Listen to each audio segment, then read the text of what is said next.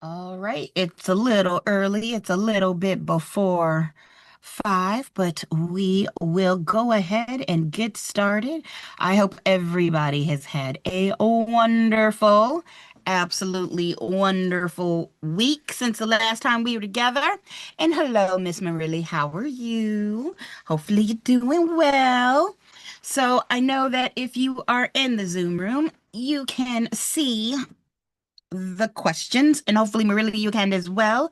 So we're just gonna go ahead and get started. I mean, what can I say? There's nothing but to do, nothing to do.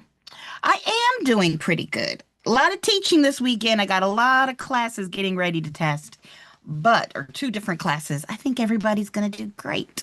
So a lot of teaching. That's what I would say. That's the big thing. All right, yeah.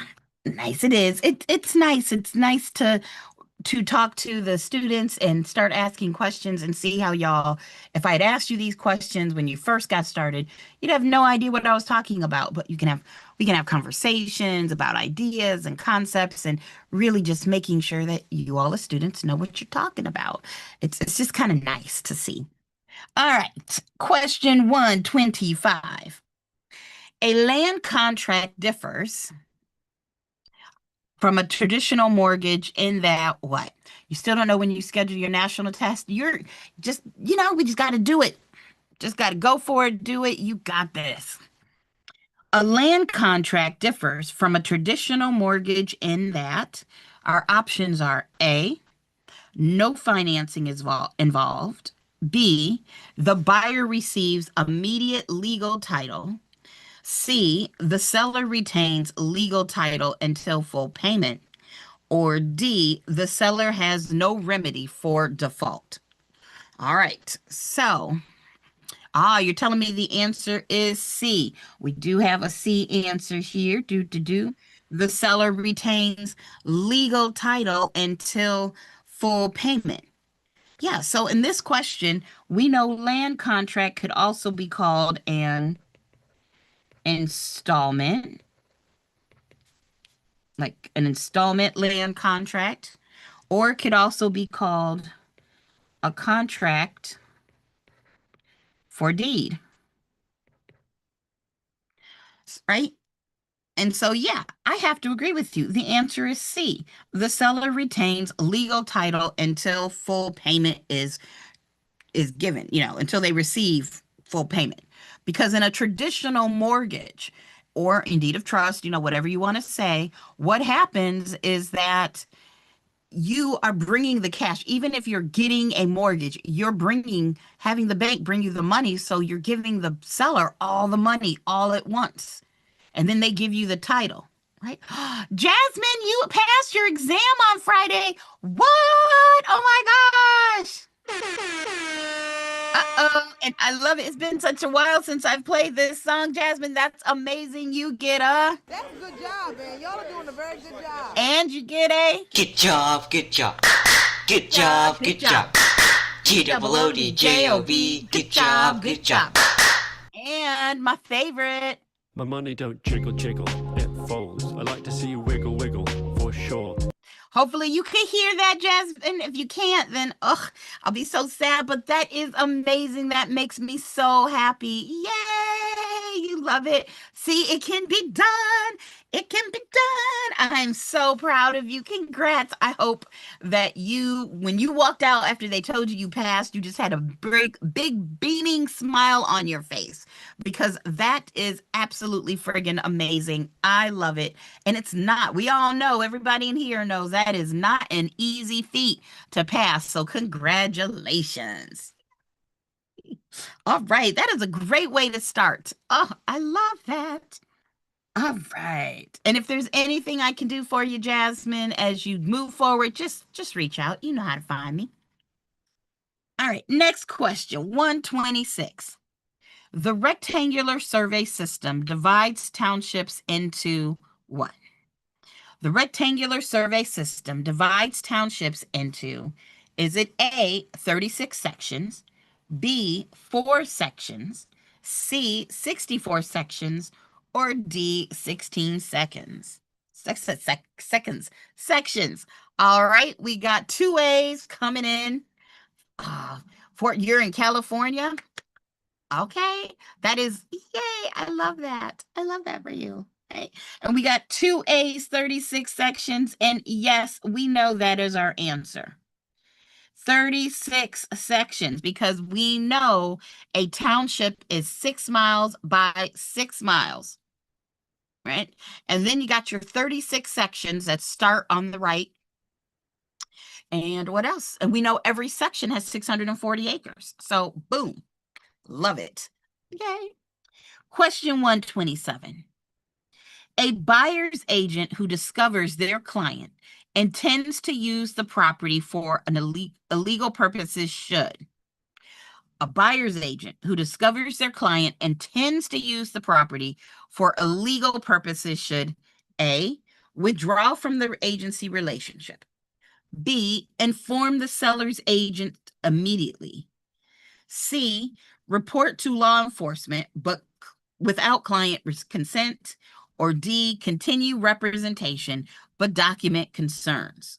In fact, that is one of the news stories online. I did something where they find out about, what's supposed to happen. Just saying. And I put up a new song last night. I put up a new song. So if you all have not listened to it, you should go. I think it might be my new favorite. Maybe every song is my new favorite.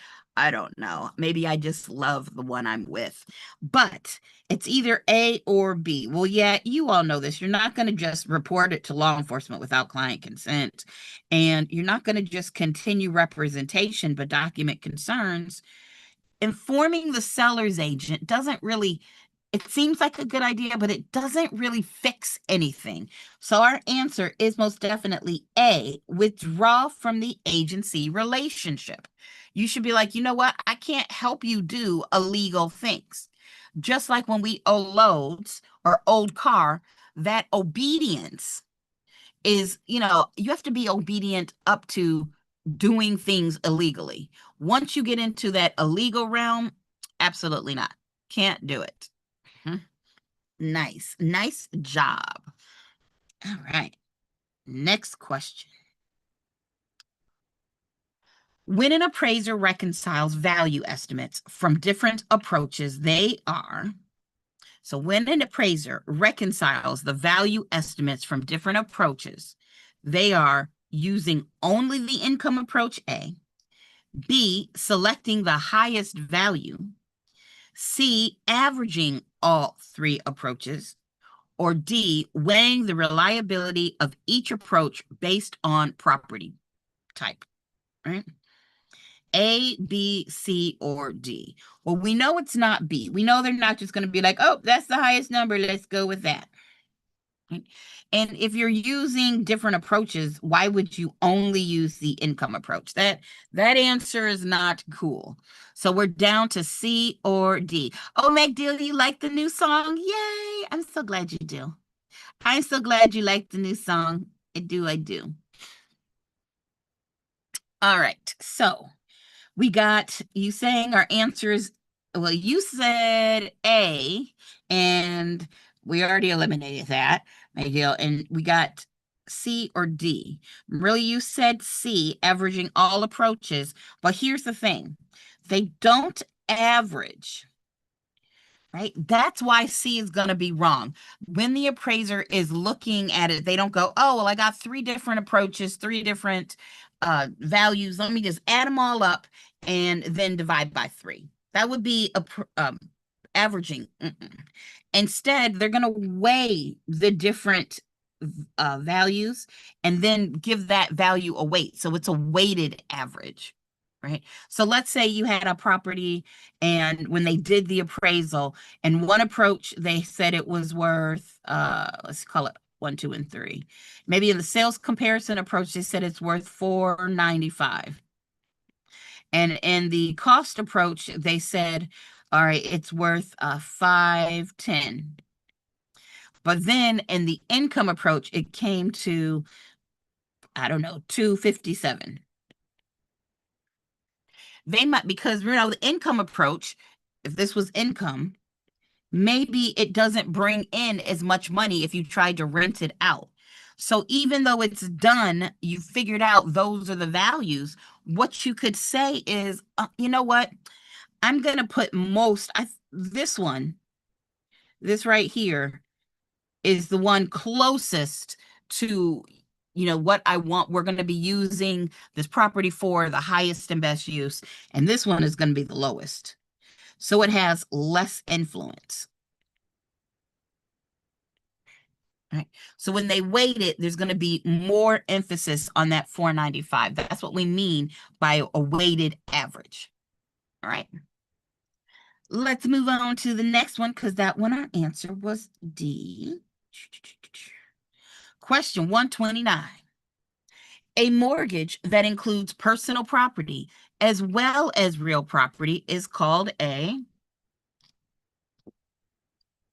Sorry, I had to grab something to drink there. A mortgage that includes personal property as well as real property is called a package mortgage, B, wraparound mortgage, C, blanket mortgage, or D, purchase money mortgage. All right, MacDill, you're giving me an A. We got one A here. Well, we know it's not wraparound. Wraparound is where you have an original borrower, they sell the house to somebody else, but instead of paying off their loan, they let that person make payments. And that payment the new borrower is making, the new owner, is going to encompass the original payment. So it's not that. We know a purchase money mortgage is seller financing. So that's not our answer. We know a blanket mortgage is when you're getting multiple lots. That says you. Multiple lots with one loan. And so that's not our answer either. Our answer, very good, MacDill, is A, package mortgage. That's going to be real property and personal property. And the example I like to use for that is, imagine somebody has a condo at the coast and it's all decorated in beach stuff. They may not have another beach property, so they're like, hey, we don't want all this beach feel furniture, these beach decorations, this specialty, looking like it's outside and made out of driftwood table. I don't know. They could sell the house and everything in it, but that person would need to get a package mortgage because it's going to be personal property and real property. Nice job. All right, question 130. The covenant, it's okay if you missed it. That's okay. It's okay. Look, Jasmine, you know enough that you passed your exam. Because your money don't jiggle. So it's okay. You don't have to be perfect on everything. We now know that you know enough that you passed. You're ready to have some clients. The covenant of quiet enjoyment in a lease guarantees the tenant what? The covenant of quiet enjoyment in a lease guarantees the tenant. Is it A, low noise? Yeah,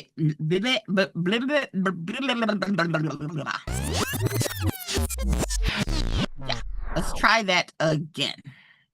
Hey, where's my Mario? I have a Mario one. I don't know where that is. I'm going to have to put that one back in. I don't know.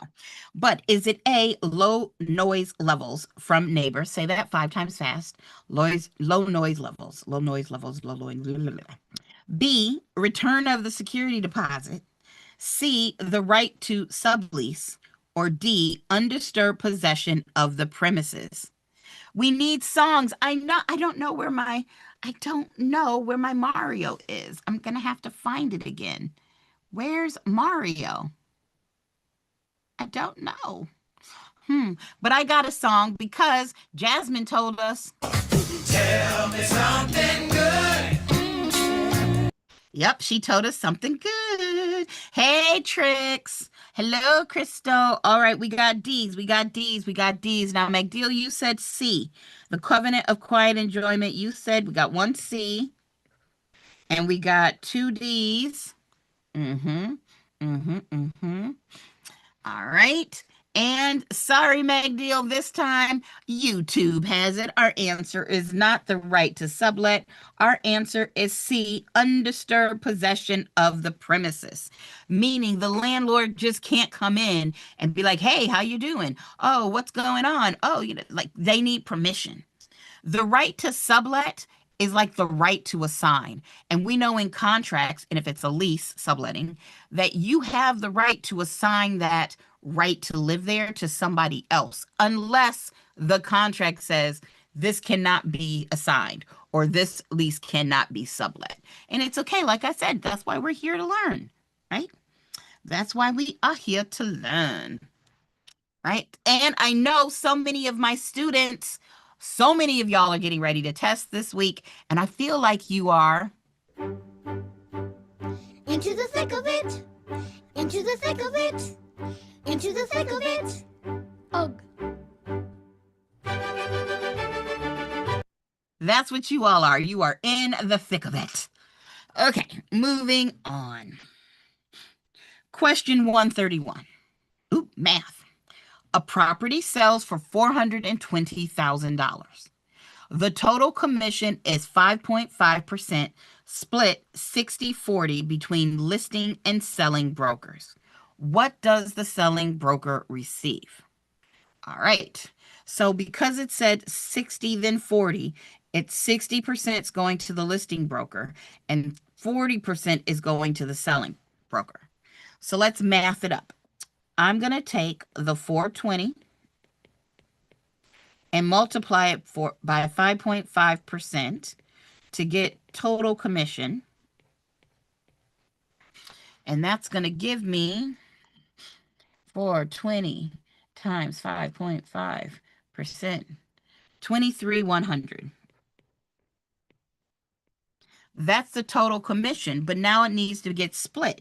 That 23,000 is going to go 60% to the listing agent and 40% to the selling agent. Because remember, selling is about the action. Listing is about the action, which is different than buyer's agent and seller's agent. Oh, Trix, you said you've been sick and stuck in the snow. Oh, Lord. Oh, no. I don't want you to be sick. You got to get better, Miss Trix. And stuck in the snow. I know we got new snow here in Michigan, but nothing like where you are. So, ugh. I'm just glad you're here, and I'm hoping that you feel better. So let's do our 23,100 multiplied by 40%, and that's going to give us Now, sometimes when you're taking your test, y'all, you could kind of do this in your head. You could say, okay, well, half of 23 would be about this, and we need a number to be less than that. So that's okay, too. So we have 9,240. That is what is going to the selling side. And then that would get split between the selling broker and their agent. But our answer, 9,240. You took the time to do, oh. So what we're going to do is, I should say, not what we're going to do. Just as a reminder, because I know I have people getting ready to test.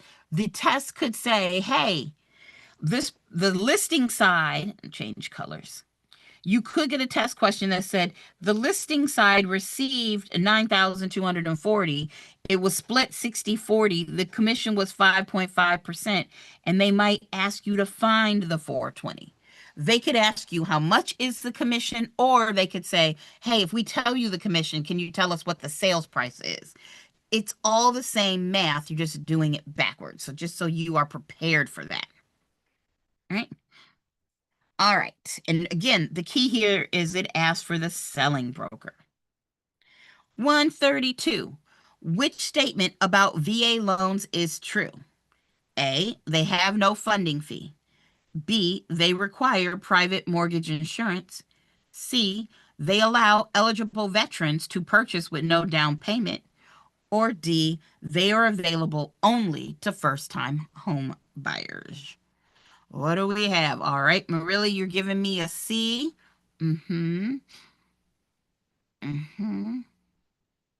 None of your practice was on your exam. Oh no. No. None of your practice was on your exam. Was it the vocab, Jazz? I mean, clearly you knew something because you passed it. Some of it had to be on your exam because you passed. So let's look at this. We know it's not, let's do blue. We know it is not, they require private mortgage insurance.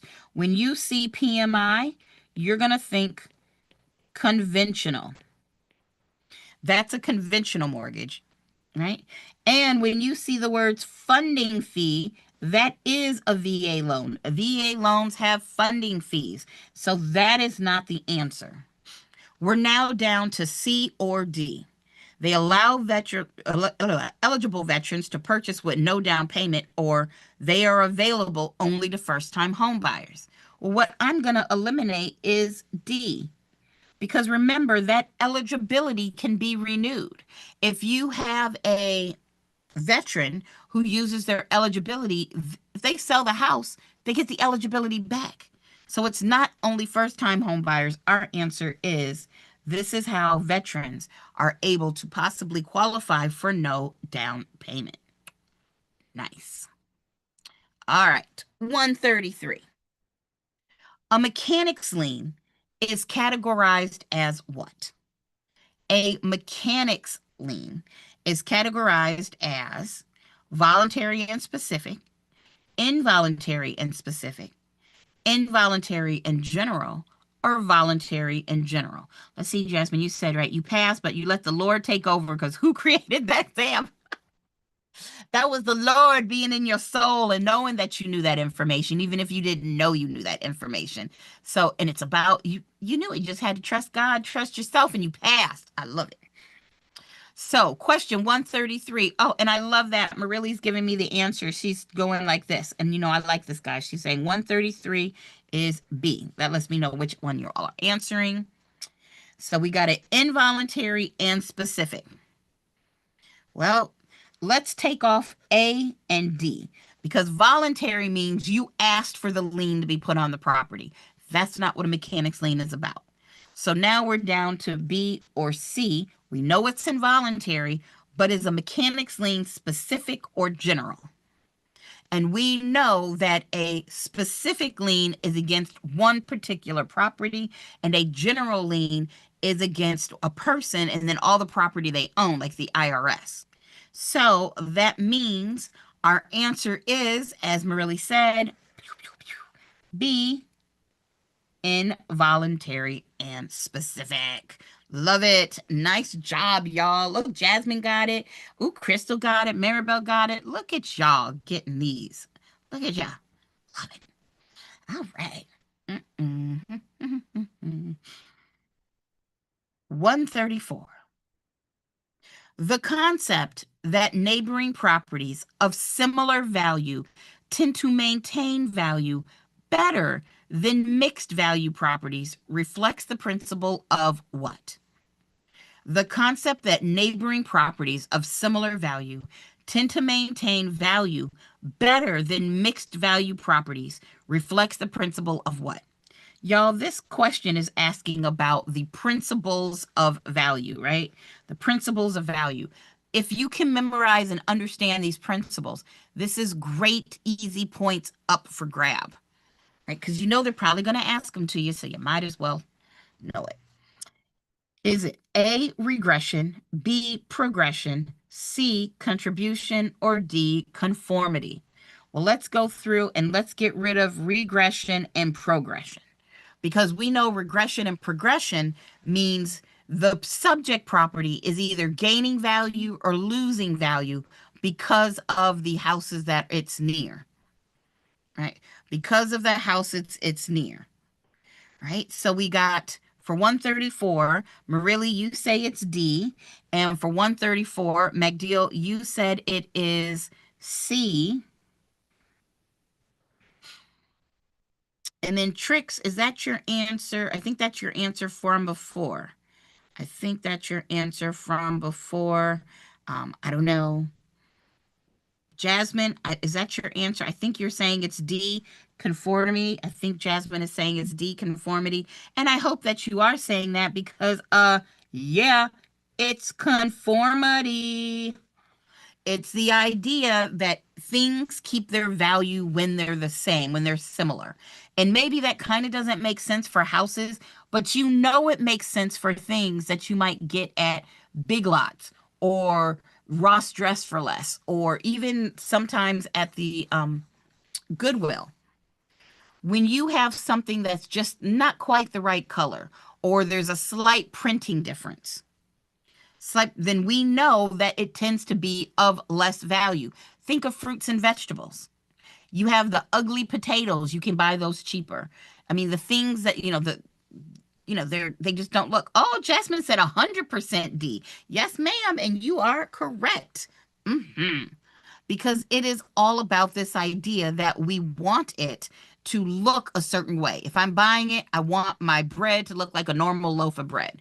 I want what I'm buying to look like it's supposed to. That is conformity. Contribution is the idea that you can add value to something. You can add value to a property, but you have to take in, what are you adding value to? Or like there's that saying, there's only so much lipstick you can add to a pig. I can only make a terrible property so nice. So if you've got a property with bad bones, I mean, the layout, the floor plan is just awful. You can do all the upgrades you want, and it will improve some of the value. But if it's a bad layout is a bad layout. You can't really out decorate a bad layout. So contribution is the idea. Yes, you can do things to increase the value, but we always have to take into consideration, what are we adding that to? All right, 135. Again, just one more time, knowing your principles of value, very nice, easy points for you to get. 135. An option contract gives the optionee. An option contract gives the optionee. You know, the E means, is this the person that's receiving? Does it give the optionee, A, the right to list a property, B, the right but not the obligation to purchase, C, immediate ownership rights, or D, an obligation to purchase? An option contract gives the optionee. Right? So we know the optionee is the buyer. They're the ones receiving something. All right. So both MacDeal and Marilli, on my M's in there, you both said B. Let's see what my YouTube group thinks the answer is. Ladies, and maybe I have a guy here today, I'm not sure. But what do we think? Well, it's not the right to list the property because we're talking about the buyer. Right? The right to list the property would come from a listing agreement. So we know it's not A. It's not immediate ownership rights. That would be like a deed. So it's not C. It's either B or D. Maribel says B. We got another B on the train here. Bees in the trap. Bees in the trap. Bees in the trap. Bees in the trap. We got bees. All right, Crystal, you said D. All right. And anybody else want to try answering? In this case, the majority wins. Our answer is B, the right but not the obligation to purchase. Why? Oh, good job, Jasmine. The right but not the obligation to purchase. Remember, an option says, hey, I'm calling dibs on this. This is like putting something on hold. Hey, I'm paying you money, so if I want it, I can come back and buy it. I don't have to come back and buy it. If you put something on hold at the store, you don't have to come back and buy it, but they can't sell it to somebody else while you have a hold on it. That is like an option. If I've got a property and I give you an option, that means I am promising I am going to sell you the property if you want it. You're not promising to buy it, but I'm promising to sell it. And for that reason, we also know an option is a unilateral contract. I'm the only one making a promise. I'm promising to sell it. You are not promising to buy it. So knowing that option contract, that's also really important. And is that making sense? If I need to go into more detail for that, doesn't matter. I know I have a lot of people getting ready to test this weekend. So you can ask me questions or ask me to go into more detail. That's fine. All right. Next question. Which of the following is considered appurtenant to land? Which of the following is considered appurtenant to land? Is it A, chattel, B, personal property, C, fixtures, or D, an easement appurtenant? Which one is considered appurtenant to land? Well, we know appurtenant means it runs with the land. Or, I like to think of appurtenant and I think of being apparent. We got the P's in there because when you get one, you get the other. Jasmine, you said it's 136D. No, you are absolutely correct. 136 is D, my dear. It is easement appurtenant. Hey. Nice job, Miss Jasmine. See, you do know this information. Why? Because we know chattel is the same as personal property. Chattel is another word for personal property. A trade fixture, well, it's a fixture, but you put it in because you are leasing a commercial space, which means the tenant can take it with them. And if the tenant can take it with them, that means, okay, it's not appurtenant. It doesn't go back to the landlord. However, an easement appurtenant, it's got the word right here in the name. We know, especially since so many of y'all are testing, this would be me and Brad. That's Brad Pitt, if you didn't take it with me. And this would be Angelina Jolie and the kids. So she would have the right to cross my land. And that easement in green, it runs with this property. So if Angelina decided to sell her property to, I don't know, John Travolta, now John Travolta would be the owner, and that easement goes with the land. The right to cross my land doesn't go to Ange. It goes to this actual physical piece of property. That's why it's appurtenant. So yes, chattel is personal property and trade is business. Exactly. You are on it, ma'am. And that is why you passed. 137. The acceleration clause in a mortgage allows the lender to what? The acceleration clause in a mortgage allows the lender to A, reduce the monthly payment, B, demand full payment of the remaining balance upon default, C, increase the interest rate, or D, extend the loan term. Right, in my Zoom room, I got two B's. I still have the bees in the trap, bees in the trap in my head. So that's what we're going to go with. All right. Let's see what my Zoom room has to say. Crystal says B. All right.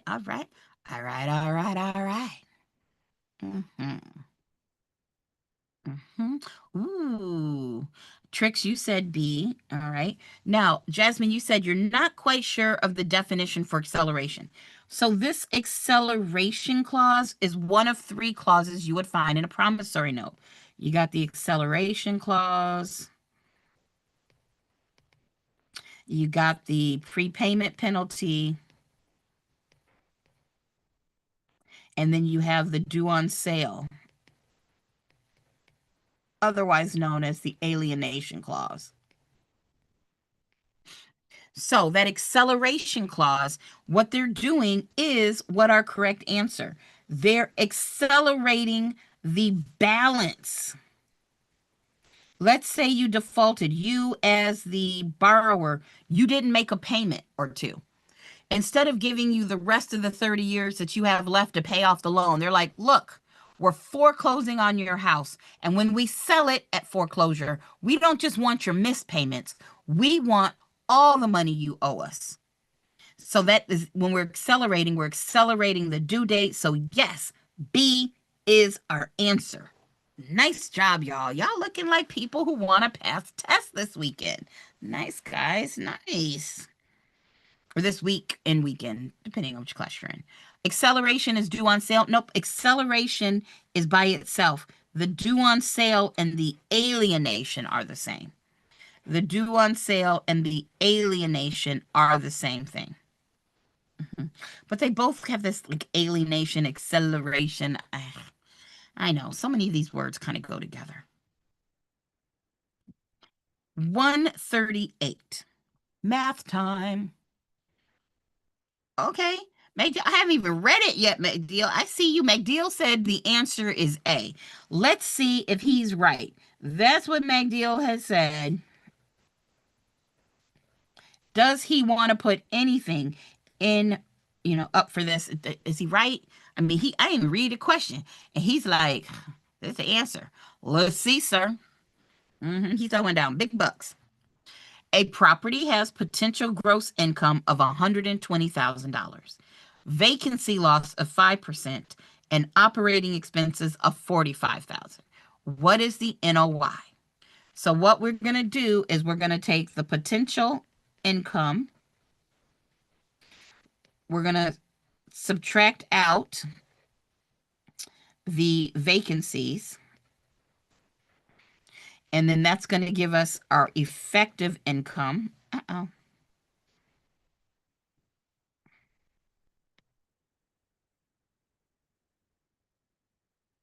So potential income minus vacancies gives you your effective income. And from that, we're going to subtract our expenses. And that's going to give you your NOI. So our potential income is 120. And our vacancies are 5%. So we could find 5% of 120. 120 times 5% equals. Yeah, come on, calculator. $6,000. So that would leave us with, what is that, 114? Our effective gross income is $114,000. Then we got to take out expenses of $45,000. So we're going to do 114 minus 45,000. Oh, well, it looks like he is right. Yay. And I'm proud of him for it. Yes, it is correct. Yeah. And you know what, Jasmine, you all don't have what I call calculator math, but they could have asked you something that was like, hey, what is included in the calculation of NOI? So, and I know even though you don't have it as a salesperson, if you want to be a broker, you'll have to know this. So, and if you're doing residential, you might not run into this. You probably won't run into this every day. So even when you study to become a broker, make sure you know this. All right, 139. Good job, y'all. Good job. Under the Fair Housing Act, so we're talking about the Federal Fair Housing Act, FHA, exemptions do not apply when what? So which one of these would the exemption not apply? Which situation would not be exempted? Is it A, a private club limits occupancy to members? B, the owner occupies a 4-unit building? C, a discriminatory advertisement is published? Or D, a religious organization gives preference to its members? 3 of these would be exemptions. 1 of these would not be exempted. 139. What are we thinking? You have your AA as an agent to become a broker. You're nervous. Don't be nervous. Don't be nervous. Nope. So we're talking about the federal when I had this test created, I made this federal. So under the Federal Fair Housing Act, which one is not an exemption? 3 of these are exempted federally, and 1 is not exempted. All right. In my chat on Zoom and YouTube, I have 2 C's. 2 C's. And you know what? We haven't heard. I like carrots, and you should too. It goes crunch, crunch, crunch, and it's good for you. We like carrots. And you should too. It goes Crunch, crunch, crunch. All right, MacDeal, you're giving me a B. All right. Marilli, you said it is C. Now, MacDeal, you want to change your answer there, kiddo? You do. You want to change your answer. Because our answer is C. Oh, didn't mean to cross it out. I meant to do this. Boop. Our answer is C. This is not exempted. Right? So you know what is exempted? A private club saying, hey, this is for our members. As long as membership to the club isn't based on a protected class, that's fine. That's an exemption. And it's very similar to D. A religious organization that says, hey, we only want our members living here. That's fine, as long as membership is not decided based on any of the protected classes. Those are exemptions. And on the federal fair housing level, if an owner is occupying a space, if it's 4 units or less, they can exempt that. But anytime you start advertising that discrimination, you have a problem. You can choose not to sell to somebody, but even if you're exempted, you can't put it in writing, right? You can't. I mean, you're allowed to say, members only, but you cannot put discriminatory advertising out there, making our answer C. Nice job, y'all. Nice job.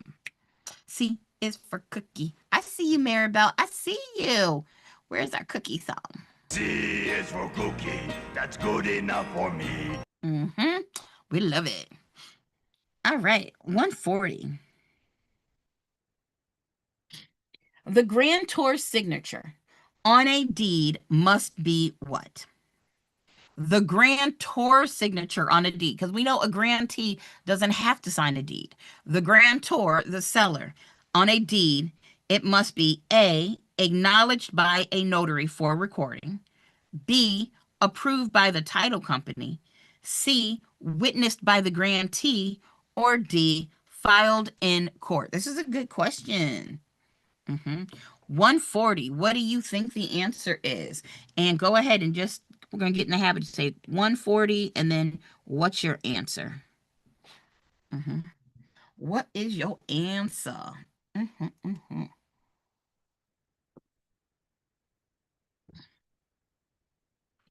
Well, we've never talked about filing with the court. Let's eliminate that right now. You've never talked about filing with the court. I mean, that's just not a thing. Not a thing. It's not D. Right? That's not D. Now, if you're one of my students, remember you got the essential elements of a deed, but you also have the things that are not recorded, not essential. A diva can shop with riches. So a diva can shop with riches. A is, it doesn't have to be acknowledged, right? This is the essential elements for validity. These are our non-essential elements. Okay, that says essential. You just can't tell. For validity. It doesn't have to be acknowledged to be valid. It doesn't have to be dated to be valid. It doesn't have to have consideration to be valid. It doesn't have to have a seal. It doesn't have to be witnessed, and it doesn't have to be recorded. So it doesn't have to be witnessed. And by the way, it wouldn't be the grantee, it would be the notary doing the witnessing. And it most definitely doesn't have to be approved by the title company. However, even though you got A here, and I've said A was acknowledged, it's about the rest of that phrase. Deeds don't have to be acknowledged, but deeds do have to be acknowledged. That signature has to be acknowledged if you're going to record it. We got to really look at the details of this question. We know the other things are not required. Acknowledgement is not required for validity, but it is required for recording. Okay, I see you, Meg Deal. I'm really getting that answer right. And Maribel, I see y'all. I see y'all. Right? So it's going to be acknowledged by a notary for recording. For recording being the key part of making that correct. Nice. All right, didn't we just do this? Didn't we just do a township contains? I swear to God, we just did that. What was the question? Let me scroll back here. Oh. No, we asked. Okay, it's the same thing asked in a different way. And this question is said a rectangular survey system divides the township into, and then we have similar questions. A township contains, so same concept. They're kind of looking for a different answer. A township contains, yes, we know it's 36 sections, but also a township contains 6 square miles, 640 acres, 24 square miles, or 36 square miles. Well, we know 640 acres is how many acres are in a section. So is it? You got it right. He got it right. Hey, he got it right. I hope you're over there doing a little dance, MacDeal. So we got for 141, we got D. So far, we got an answer of D for 141. Anybody else? That's for MacDeal. Well, we know what we'll do this. It's MacDeal. Crystal, we'll say Crystal said it's D. Yep. Anybody else have an answer? We got 2 D's, and that's where you give me the nuts emoji. D's nuts. Anybody else? Trix, you said B. Oh, Trix, you can't be B. It can't be B. We already eliminated. Trix said B, but I think she just typed. And then Jasmine, you said 100% D. Actually, you said 10,000% D. And I am proud to say you are correct. Our answer is D. Remember, it is that let's use blue. A township is created by the range and the tier. And it's going to go 6 miles this way before you get to your next range. And it's going to go 6 miles the other way. It's 6 miles by 6 miles, which is 36 square miles. Nice. Nice job, y'all. Oh, Trix, you said D for dress. You moved down to us. I do like that dress. Does it have pockets? That's what I want to know. I think that's a dress. It kind of looks like an umbrella without a thing. I think that's a dress. And if it's a dress, of course, the only question is, does it have pockets? Men trying to ruin our lives by not giving us pockets. They know we would run the world. Okay. Next question. 142. Which remedy seeks to force a party to complete a contract as agreed? Which remedy? That's right, 6 by 6. Good job, Miss Jasmine. That is. I should have said that. It's 6 times 6 because you're doing 6 miles by 6 miles. Which remedy seeks to force a party to complete a contract as agreed? Is it A, liquidated damages, B, specific performance, C, compensatory damages, or D, rescission? I know pockets are everything. Yeah, ladies, you know you get excited. You know we get excited when they decide to put a pocket in a dress. Like, bam. What else am I supposed to do with our stuff? I mean, I got stuff to hold, and I don't always want to have a purse. And did you know back in the day, like at 1800s and 1700s, when they had those big skirts, the pockets were like a belt, and you would stick a pocket underneath the skirt so you could still have access to stuff. Like it wasn't built in. I'm like, they need to start selling that now. Like, if you're not going to give me pockets, there should be something I can wear that's going to give me pockets without it being a purse. Okay, I'm going off on a tangent, but for 142, I got two B's. I got McDeal saying it's B, and I got Crystal saying it's B. What are we thinking? We got Tricks saying it's B. Yay. I think that was from before. I don't know if that's from before. We're taking it now, though. Okay, we're taking that B for Tricks. And yes, our answer is B, specific performance. But before we go on, I need to know, everybody knows what liquidated damages are, what compensatory damages are, and what rescission is. These are great answers. Tricks in the bra. Yeah, when I was younger, I used to stick my money in my bra. But then when you sweat, it gets all sticky and then you feel bad handing somebody some wet, sticky bra money. I mean, I'm going to hand it to you anyway if I got to pay for something. But, and the bra works too. My grandma says they used to sew pockets in the bra for that reason. So there's that. So does everybody know liquidated damages, compensatory damages, and rescission? Well, we know remedy is somebody has breached the contract and you're looking for the judge to make it better. Liquidated damages are already agreed upon in the contract.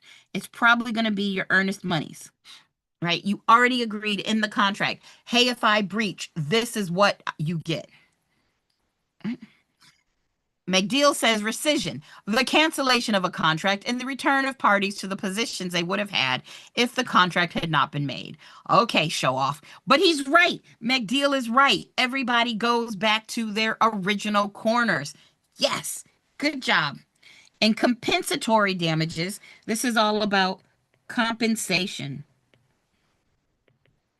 If I sue you and you caused me a loss, I had an actual monetary loss, the judge could force you to compensate me.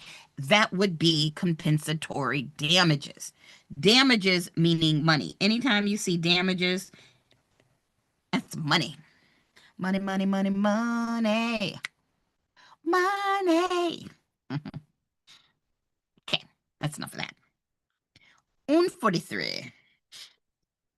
An estate is created when a landlord leases property for a definite period with specific start and end date. You said, Tricks, your baby girl put baby potatoes in her shirts and called pockets. Oh, that sounds so cute. Oh, that's adorable. I wish I could see you so that I could see these cute things. An estate created when a landlord leases the property. So we know it's a non-freehold estate, because a non-freehold is a leasehold, for a definite period with a specific start and a specific end date. Is it a tenancy at will, a tenancy at sufferance, an estate for years, or a periodic tenancy? All right. Marilli says 143 is D. Marilli says D. Maribel, you're telling me it is C. You can be MB, and Marilli, you can be ML. We got lots of M's today. Trix is saying it is C. Trix says it's C. McDeal, you said it is C.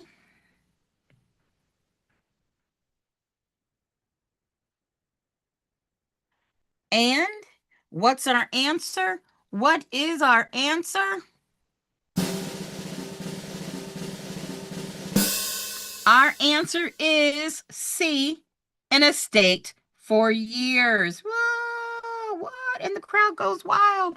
Oh, it is C. Oh, Crystal, I see you there. I see you there. It is C. Remember, an estate for years is the same as an estate for term, meaning it's for one term. You got an end date, you got a start date, you got an end date. A periodic tenancy is when it auto renews. It's going to start and then it ends, and then it starts and then it ends, and then it starts. It just keeps automatically renewing. Right? Nice job, y'all. Nice job. All right, 144. A buyer assumes a loan balance of 185. They're assuming a loan balance of 185. At closing, this amount appears as, is it a debit to the buyer and a credit to the seller, a credit to the buyer only, a credit to the buyer and a debit to the seller, or a debit to the seller only? 144, what say you? If anybody gets this right, I will be impressed. I will be impressed. This is a loan assumption. Now we know if it was a loan, if it was just a regular loan, usually a loan, just a regular one, right, would be just a buyer debit. But this is a loan assumption. I'd be so impressed if anybody gets this. Do do do do do do do do do do do do. Do do do do do do do do do do do do do do do. All right, McDeal, you said B. Marilli, you said A. Let's see. Crystal, you said A. Anybody else want to throw it out there? Or do you just want to hear me sing the Jeopardy song again? Oh, no. Maribel said, please don't.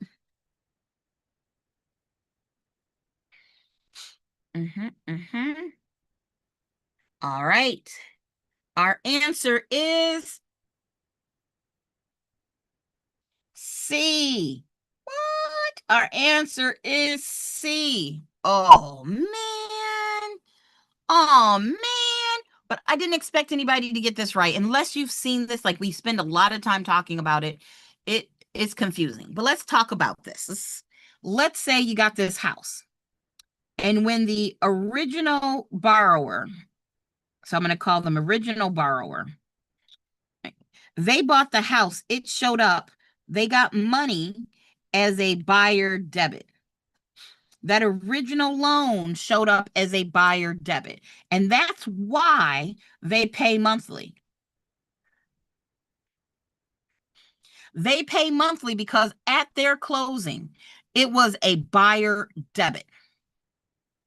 Well, now this original borrower says, hey, new person, you're taking over my loan. So the money I received from the bank, I need to give to you. So if they had, let's say this person borrowed $240,000. 10 years later, they still owe $150,000. There was a $240,000 buyer debit, but now, right now they're saying this $150,000, this concept of money, I need to give this $150,000 to the new owner. So now the new owner, when they receive that $150,000, they have a reason to pay. Think of it like accounting. Like, think of it like using your debit card. There's actual money behind all of that digital stuff. If you buy something for $100 using your debit card, there is $100 in your account in theory, and then they took that in theory $100 and they gave it to the store. This is the same concept. this buyer received an original loan of $240. They paid it down to $150 by paying monthly. And now that $150 loan balance needs to be given to the new owner so that the new owner has a reason to pay monthly. Does this make sense? Y'all got to give me some type of emoji. If this loan assumption now makes sense, give me some type of emoji in the chat. I need to know we're good on this one. Okay, you're trying to understand. That's okay, Marilla. You don't have to apologize for trying to understand. Let me kind of spell it out this way.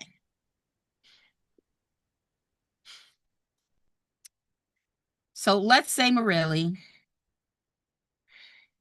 you buy a house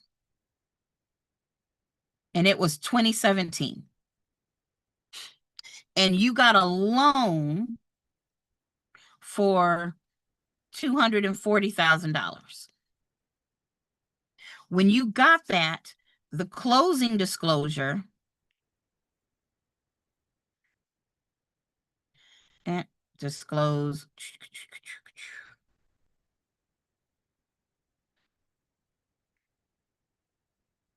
would have read, for the sales price, it would have been a buyer debit, and it would have been a seller credit for $240. Would you agree? Hopefully everybody would agree. All right. Yeah, so I meant the new buyer. That's why I'm going to spell it out. So Marilla buys a house. Right? She got a loan for $240. And on that closing disclosure in 2017, the sales price would have been a buyer debit for $240 because the buyer needs to give the seller $240,000. But Marilla did not have that money. So also there would be a loan that would show up as a buyer credit for, let's say, $200,000. It's not a seller credit, it's a buyer credit. That buyer needs to receive $200,000 so that they have the $240 to give to the seller. All right, good. We're caught up there. Then time passes. And now Marilla wants to give the house to Trix. But Trix is assuming the loan. So now that means, let's say the loan, and this is in 2026, the loan is now, her current balance is now, I don't know, let's just say 200 again. There's a current balance of 200,000, and Marilla, you want to sell the house to Trix. Normally what would happen is Marilla, Trix would give you the sales price and you would pay off the loan, and a normal thing.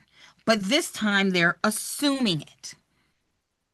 So the reason you're making monthly payments is because you received 200,000 in, oh, sorry, I need to change my numbers here. Let's say this is let's say your current loan balance is 160. Right? 10 years later, your current loan balance is 160. The reason you're making monthly payments is to pay off this $200K. If you did not owe that $200K to the bank, you would not be paying the bank monthly. Right? So now that you want to sell the house to Trix, this current loan balance needs to go from Marilla and to Trix. We've got to show that that balance went there. So now Marilla is going to give $160 of digital money, and that means Trix is going to receive 160 in digital money. This is a seller debit because now Marilli is the seller and Trix, you're the buyer. So it's a buyer credit. So now, and it's the same amount, 160, 160. Now, no more payments for Marilli. And now Trix is making the monthly payments. In order for Trix to make monthly payments, somebody's got to give her some money. So hopefully this is making sense now. All right. And you are absolutely right, Meg Deal. The key word to this was assuming. Remember, when it comes to loans, a buyer could pay cash. And cash means, you know, cash from the bank, whether it's your money or a loan.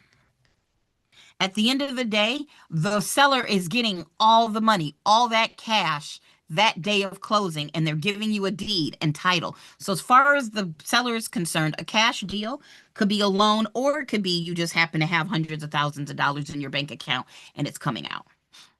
Or somebody can assume a loan, right? That's when the new person takes over. Or you can buy a house subject to the mortgage. And this is when the new buyer pays, but original buyer, original borrower, probably a better word, the original person is still liable. So in a subject to, if that new person stops making payments, the bank is going to look at that original person that borrowed the loan, the money. I mean, that's what they're doing. All right. Hopefully that makes sense. We've learned. Oh, good, Marilli. Yes, yes, yes, yes. Love it. Cool. Griff. Hello, Griff. Hopefully that makes sense to you. Let me know. If it doesn't, I will explain further. All right, 145. Ooh, guys, we've already talked about this. The principle of regression. Just talked about this. The principle of regression states that, is it A, higher valued property is a higher valued property's value, is negatively affected by lower valued surrounding properties? Or is it B, property values always decline over time? Is it C, lower valued properties increase the value of higher valued properties? Or is it D, higher valued properties decrease the value of lower valued properties? That's a lot. All right, Marilli is giving me a 145 of A. Marilli's giving me 145A. It's a lot to kind of wrap around. This is one of those questions where you know the answer, you just got to think through what the answers are saying. Principle of regression. Now, we've said it earlier. We said regression means we got regression and progression. And I said regression is when the other houses in the neighborhood are nicer. I'm sorry, regression is when the other houses in the neighborhood are crappy and they bring down the value. Progression is when the other houses in the neighborhood are nicer and they bring up the value. I know you know that. So, Griff says it is A. And McDeal said it is A. And Candace says the answer is A. Right? So a higher priced property, a property is negatively affected by lower value surrounding properties. So if you put a mansion high value, and a neighborhood of trailers, low value, the value of the mansion goes down. Nice job, y'all. Nice. All right. You know what it's time for. It's time for me to say goodbye. But remember, one, if you're one of my students in one of my actual classes, my night class, you all are testing this Thursday. My weekend class, you all are testing on Saturday. So you'll see me, you'll have access to me again on Wednesday at 7 p.m. Also, remember, I have a new song out. There's a new song on my YouTube. Go watch it. Go share it. Yay. So, guys, thank you so much. I hope this helps. If you're one of my students testing, even if you're not, come with questions as you study this week. If you've got questions, I'm here. It's a workshop. Yes, I'm glad we're doing questions, but I want to workshop with you. I want to make sure you understand so that you can pass. Again, congratulations to Jasmine for passing her test. Whoop, whoop. And I will see everybody next time. Bye, everybody.